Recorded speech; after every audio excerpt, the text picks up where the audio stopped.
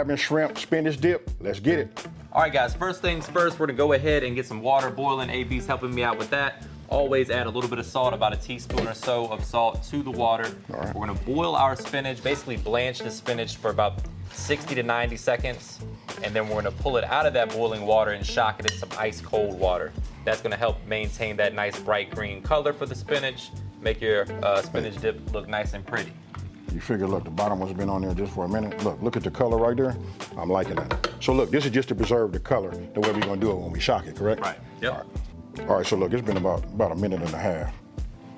That's what you want to see right there. So nice bright green color. Right. We're gonna throw that right in the ice water. That's gonna help maintain that color. But if you don't feel like doing this step, you can cheat it a little bit and use some frozen spinach, put that in the microwave. The real key, guys, is what the next step is, which is gonna be to dry the spinach. You don't want watery spinach dip. This is about 10 ounces of spinach.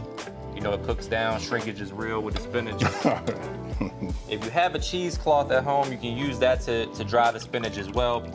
But you want to get it as dry as possible, whether you cook it in a skillet, whether you do the method we did with blanching it or putting it in the microwave. No matter what method you use, just make sure that you dry the spinach thoroughly so you don't have a watery spinach dip.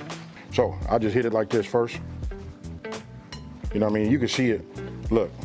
You can see it down at the bottom. We only gonna be able to get so much of it out of here, right?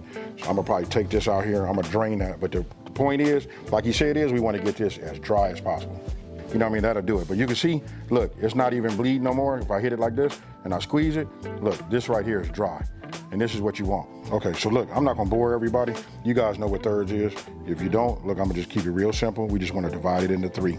But this is it right here. Look, so like I said, I'm not gonna bore you. Let me go ahead and get these cut down, and then we move over to the next.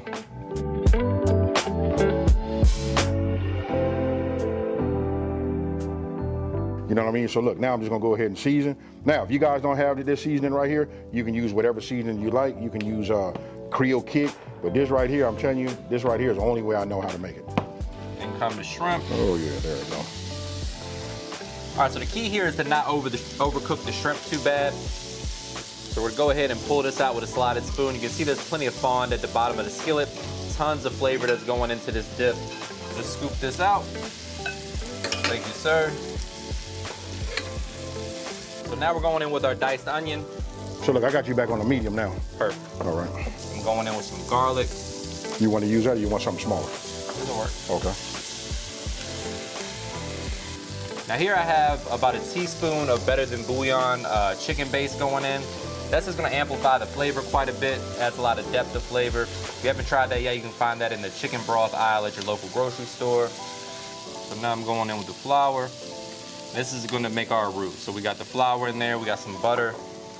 Probably need a little bit more butter if you got some. Oh yeah, we got it. We got plenty of that.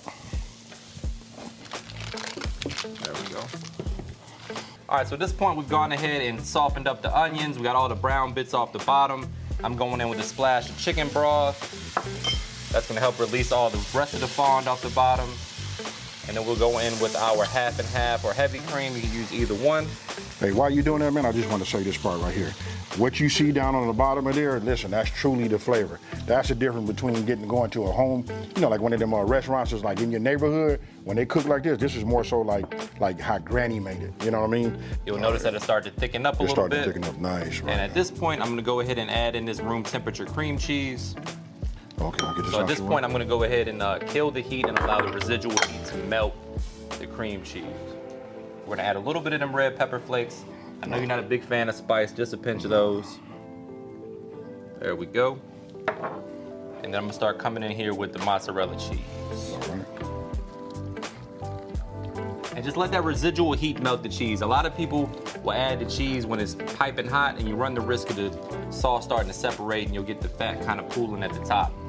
So I'm coming in here with some Parmesan cheese, mozzarella. Really, you can use whatever shredded cheese you got at the house, but mozzarella and Parmesan play really nicely with seafood. Whew. And we got some shrimp and crab at the party today, so that's what we're going with. I take the spinach and just kind of like just open it up a little bit. You know, do you do that? Yep. Okay. Or you can just stir the hell out of it till it opens up. You know what? For me, it's no problem because I'm used to making a roux, right? Right. You know what I mean? But for those of you guys that are not used to just stirring like that, you know, just kind of like just go ahead and open it up. All All right, so we've killed the heat. We're stirring the spinach in. You wanna see that it's evenly distributed, like you see here. Nice bright green. AB's gonna add our parsley. We're gonna put our final touches on the seasoning, a little fresh cracked black pepper. Hey, look, tell me when. That's good. All right. We got 8 ounces of lump crab. Right. So we just go ahead and just put it in like this. Go. Now I'll start And coming comes the shrimp. with the shrimp. And that's why it's important to cut the shrimp down into thirds, because it's gonna fit on the chip nicely. If they were any bigger, Right, it would have too much dip on your chip.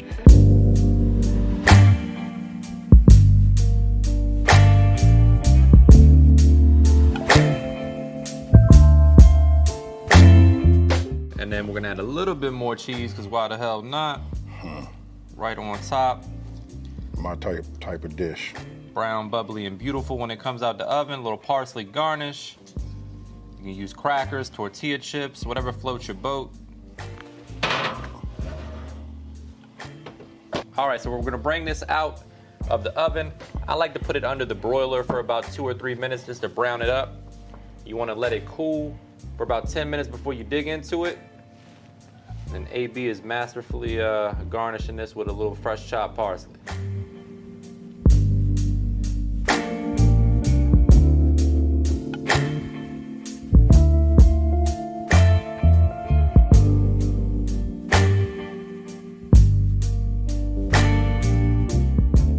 So listen, if you're new to my channel, let me just take this time to say, hey, thank you for watching this video. Don't forget to like, subscribe, and tell everybody out there. Listen, especially if you like this type of content, right?